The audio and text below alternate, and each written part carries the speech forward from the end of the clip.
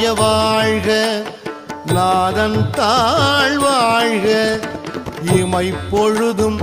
என் நெஞ்சில் நீங்காதான் தாழ்வாழ்க இமை பொழுதும் என் நெஞ்சில் நீங்காதான் தாழ்வாழ்க கோகழி ஆண்ட குருமனிதன் தாழ்வாழ்க கோகழி ஆண்ட குருமனிதன் தாழ்வாழ்க ஆகமம் ஆகி நின்று அன்னிப்பான் தாழ்வாழ்க ஆகமம் ஆகி நின்று அன்னிப்பான் தாழ்வாழ்க ஏகன் அநேகன் இறைவன் அடி வாழ்க